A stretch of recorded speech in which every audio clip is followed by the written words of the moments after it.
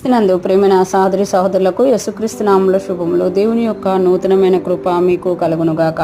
ఈరోజు దేవుడు మనకిచ్చిన మాట పరమగీతాలు 4వ అధ్యాయం 6వ వచనం. ఎండ చల్లారి నీడలు జరిగిపో వరకు గోపురసు పర్వతములకు సాంబ్రాణి పర్వతములకు నేను వెళ్ళెదను. ఈ మాటలు మనం పరమగీతంలో చూస్తున్నాము. ఇక్కడ ప్రియుడు చెప్తున్నారు కదా, ఎండ చల్లారి నీడలు జరిగిపో వరకు. అంటే ఎండ చల్లారి అంటే మధ్యాహ్న కాలంలో ఉన్నారు. ఆ ఎండ చల్లారిపోకముందే, నీడలు జరిగిపోకముందే, అంటే సాయంత్రం రాకముందే, చీకటి పడకముందే నేను గోపరస పర్వతములకును సాంబ్రాణి పర్వతములకు నేను వెళ్ళుదును అని చెప్తున్నానమాట.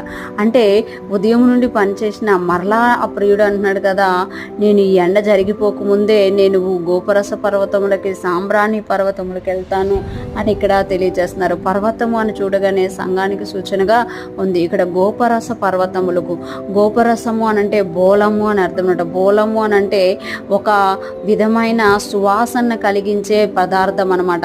సంఘంలో ఎప్పుడైతే ఆరాధన జరుగుతుందో ఆ ఆరాధన అనేది దేవునికి సువాసనను కలగచేస్తుంది అనమాట. అందులో నుండి ఆ సువాసనను ఆగ్రానించి మనం చూస్తాం కదా, ఎప్పుడైతే నోవాహు గారు ఆ యొక్క ఓడలో నుండి బయటకు వచ్చి నేలను చూశారో ఆయన దేవుడికి ఒక అర్పణం చేశారంట. ఆ అర్పణం ఆయనకు సువాసన కలగజేసిందట. ఎప్పుడైతే మనం ఆరాధిస్తామో, ఎప్పుడైతే మన సంఘాల్లో మనం దేవుణ్ణి స్తుతిస్తామో ఆయనకి ఒక సువాసన కలుగుతుంది. ఇక్కడ అంటున్నారు కదా, ఎండ చల్లారి నీడలు జరిగిపో వరకు అంటే మధ్యాహ్న కాలం నుండి ఆ యొక్క సాయంత్రం రాకముందే నేను పర్వతాలకు వెళ్తాను. ఏ పర్వతానికి మొదట వెళ్తాను అంటే గోపరస పర్వతంకి వెళ్తాను. ఆరాధన జరుగుతున్న స్థలానికి వెళ్తాను. నన్ను ఎవరు ఆరాధిస్తున్నారో, నన్ను ఎవరు కొనియాడుతున్నారో, నన్ను ఎవరు స్తుతిస్తున్నారో వారి దగ్గరికి వెళ్తాను నేను. అదేవిధంగా సాంబ్రాణి పర్వతములకు నేను వెళ్ళుదును అని అంటున్నారు. సాంబ్రాణి అనేది మనకు బైబిల్ గ్రంథంలో చూస్తే అదొక సువాసనను కలిగించి స్వస్థత కలిగించేదిగా కూడా ఉంటుందన్నమాట. ఇక్కడ చూస్తే సాంబ్రాణి పర్వతమునికి వెళ్ళదును. ఎవరైతే ఆరాధిస్తుంటారో అక్కడ దేవుడు దిగి వస్తాడు. దేవుడు ఎక్కడైతే దిగి వస్తారో అక్కడ ఏ అనారోగ్యం ఉన్నా, ఏ శోధన ఉన్నా, ఏ సమస్య ఉన్నా తొలగిపోతుంది అనమాట. అంటే దేవుడు ఇక్కడ ఎంత ఆశ కలిగి ఉన్నారో చూడండి.